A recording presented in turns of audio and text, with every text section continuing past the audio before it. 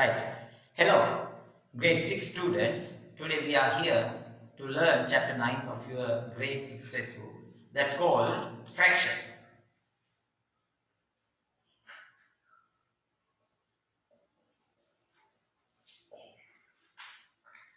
Right. Let's see what is meant by a fraction. A fraction. Okay. Here you can see now I am going to show you two figures. Then from the first figure I separate certain portion. This portion is separated. Okay. From the second figure, I divide that second figure into equal number of parts and I shade this portion. Then if I ask you now, what is the portion, if not what is the fraction shown by the first figure, we cannot decide. Then you will have to estimate that region. But in the second figure, if I ask you what is the portion shown by the second one, you will tell it what? You know 1, 2, 3, 4, 5, there are 5 parts here, these are equal in size and one part has been shaded. Therefore, everybody will say this easily, the portion shown by the second figure as 1/5. Then that means to describe certain fraction, we should identify the figure, that unit, by dividing it into equal number of parts. Without getting that into equal parts, we cannot express that portion, that fraction. Right. So I think you have an idea regarding the fraction first. Right. So here you can see I am going to show you here a figure. Right. Now you can see I have taken this figure and I divided that figure into 4 equal parts. Then you can consider this as what? Whole figure. Okay. Then from that whole figure, as I have divided that into 4 equal parts and I have shaded only one part, from this whole figure, this region is a portion, fraction. So if you write that portion as a fraction, you can write here that as 1 out of the total number of parts, 4. So this is then a portion. So this portion actually it is less than the whole figure represent 1 unit. Therefore, these are less than 1. These are less than 1. So this shaded region is less than 1. Okay. Then in addition to, so when you identify this one, so here the total number of parts we divided the whole figure called denominator. This is called denominator. So in Single also you know these words. And the number of parts we have taken, here I have taken only one part, it is called numerator. Can you see now? Denominator and numerator. Okay. Then in a given fraction, actually you have to understand what is numerator and what is denominator. So let's see now how to read such a fraction. We are going to read such a fraction. So this fraction can be read in 3 different ways. The method of reading a fraction, there are few methods. First method I take here, this as what? 1, and I mention over, and this I write as 4.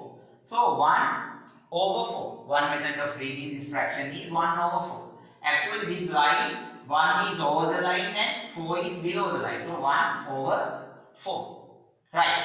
Then the other method of reading this fraction is 1/, the word we use here, upon. So 1/4. 1 is upon 4. That is the idea. And the third method we can use here to read this fraction, that is here 1/4. We write it as 1/4. So these are the 3 different methods we can use to read a fraction. In addition to normally the people who do not about the mathematics, they will read this fraction as 1/4 like that. But when you follow mathematics, actually these are the correct methods of reading this fraction. Understood? I think it's clear for you. I'll take another example. So we shall see how to read this fraction. One method, then you can read with me. One method is 3/8. Second method, 3 upon 8. And the third method, you know, what? 3, what is it? 8 we know, so we can take it as 3 eighths, and we add here plural term, therefore we put s also. So 3 eighths. That's a method of reading that fraction in 3 different ways. Okay? I think you are able to read any fraction now according to these 3 methods. Right.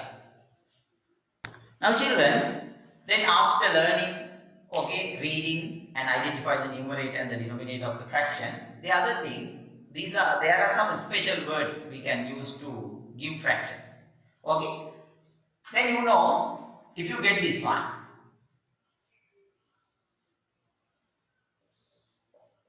so you can see I have divided this figure into 2 equal parts. 2 equal parts. The fractional formation, you know, 1 over 2. Then in addition we can read this as what? 1 half. A half. Okay, HA left there. 1 half. 1 half. Then the other one, second figure. As earlier, okay. As earlier, I take the same example. Now the fraction, you know, 1 over 4. So 1 over 4, half of half I can write this way. That is here, what? A quarter. A quarter. Quarter. That is the term we can use. In addition to the 3 different ways, 1 over 4, 1 upon 4, 1/4. Another method is quarter. So in the same figure, when you take here 3 parts, this can be given as a fraction. Number of shaded parts is 3 and the total number of parts divided for me. This can be given now as what? This is called what? 3 quarters. 3 quarters. Okay. So these words can be used with these fractions. Half, quarter, 3/4 like that. Okay. I think that's clear for you. So when you are given certain figure, look at this one.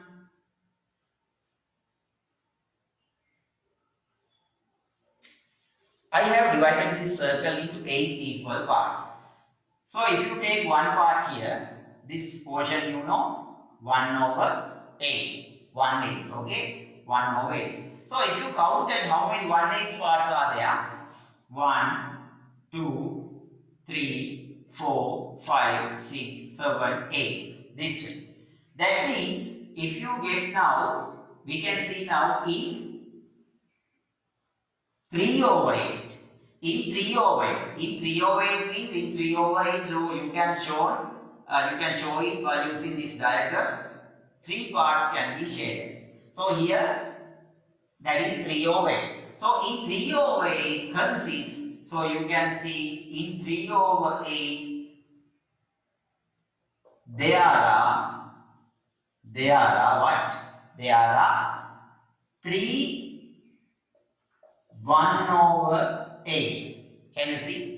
In 3 over 8, there are 3 1 over 8. That means 1, you can see this is 1 over 8 region. So 3 over 8 means such 3 parts. So 1, 2, 3. So we can give it this way. In 3 over 8, there are 3 1 over 8. So in your textbook also, there are some questions related to these parts. And I think you will do those exercises easily related to your 9 unit. Okay, related to this one. Under these topics, you can do the exercises easy. Right, let's see now another topic. Right, children, then you want to know here, you can classify the fractions according to their nature. That means, you know, when you are given a figure, this is the whole figure.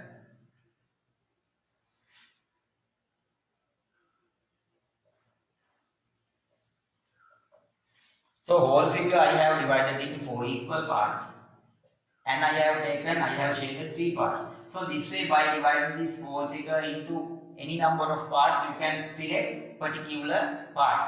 That means always when you select particular parts from the total, those will be, here it is 3 over 4. The same way that can be 2 over 5, if not 7 over 20, then another one we can take here 11 over 32 like that. So the special thing, the total, from the total these represent only a portion. Then such fractions are called proper fraction. Proper fractions.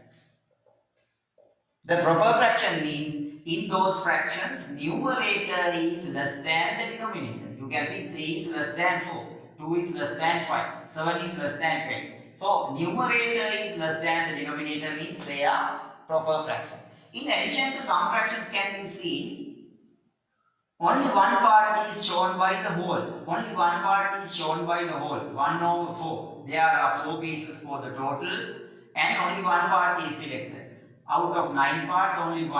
Out of 15 parts, only 1. So when the numerator of a fraction is 1, okay, if it is always 1, they are called unit fractions. Okay, they are called unit fractions. So proper fractions mean numerator is less than the denominator. Therefore, all these unit fractions are proper fractions. That means we can write here fraction like 1 over 6. It is also what? Numerator is less than denominator. It is a proper. That means all unit fractions are proper fractions. Understood? So these are the types you want to learn here. In addition to in grade 7, you will be able to learn the other type called improper. Improper fractions. Improper fractions. Then you can have these words proper, improper. Then the opposite of proper is improper. Then opposite of proper is improper means improper fraction means their denominator is less than the numerator. Here 2 over 5, that can be now 5 over 2. So this way proper fraction, improper fraction can be found always. Denominator is less than the numerator. Numerator is greater than denominator. 5 is greater than 2. Now numerator is greater than this denominator. These are improper fractions. So these 3 types can be learned. Then according to the nature of the fractions, we are able to classify the fractions according to these 3: proper, unit and improper. I think you are clear this.